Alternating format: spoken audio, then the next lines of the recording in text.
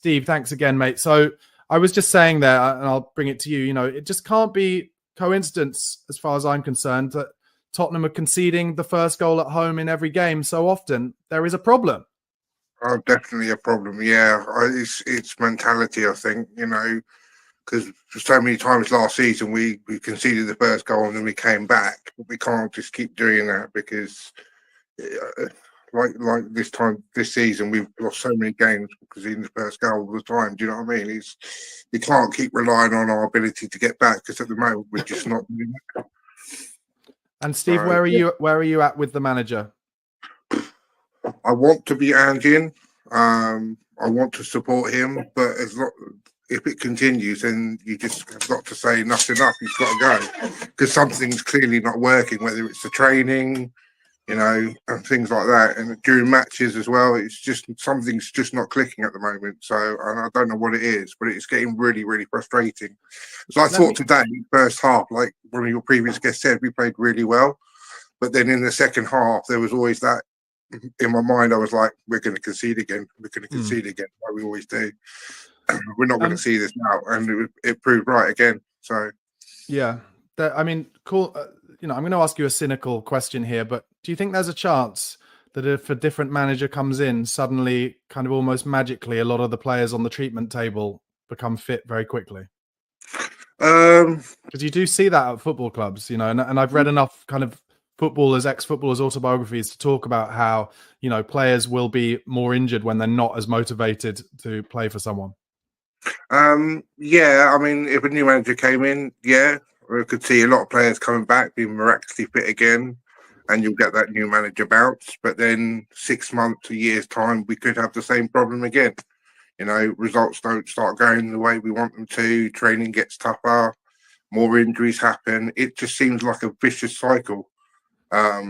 So whether or not the medical staff aren't up to scratch, because we rushed Barnaby and Romero back for the Chelsea game, and they were both off injured by half an hour or so.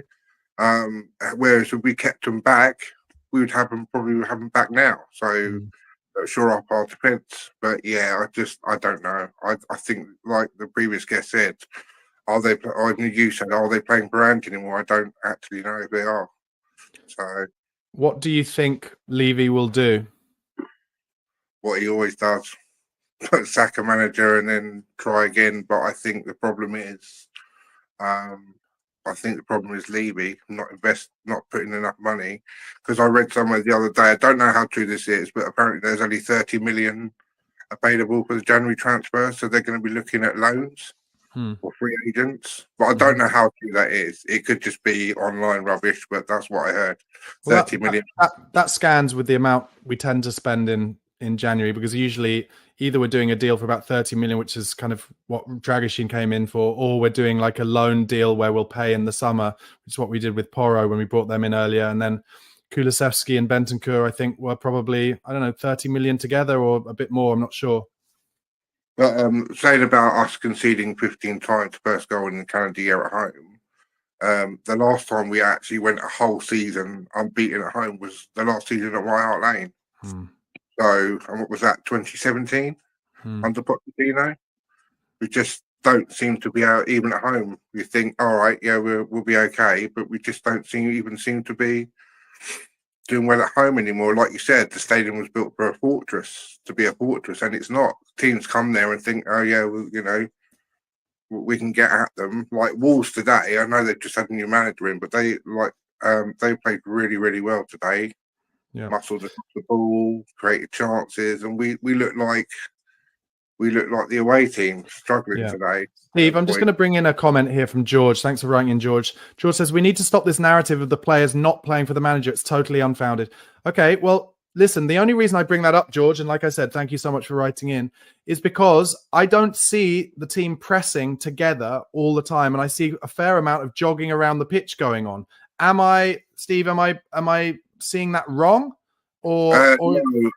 There are a few players that are doing it, i.e. like Solanke, for example. He was excellent again today. I thought Archie Gray was brilliant today as well. Bentancur, although if I'm the manager and I know that Bentancur's 1 yellow card away from being suspended, I would take him off before the end of the game, where it's getting stretched, tackles are flying in like he did. He didn't need to make that challenge in the 94th, 95th minute. Do you know what I mean? And now he's suspended for another game. Like you say, and Doggy injured again. Do you know what I mean? So, but they're not pressing as a team. Definitely not. You can see that. A few of them are. Individuals are, but no, not as a collective team anymore. Not like the first 10 games last season where everybody was on it.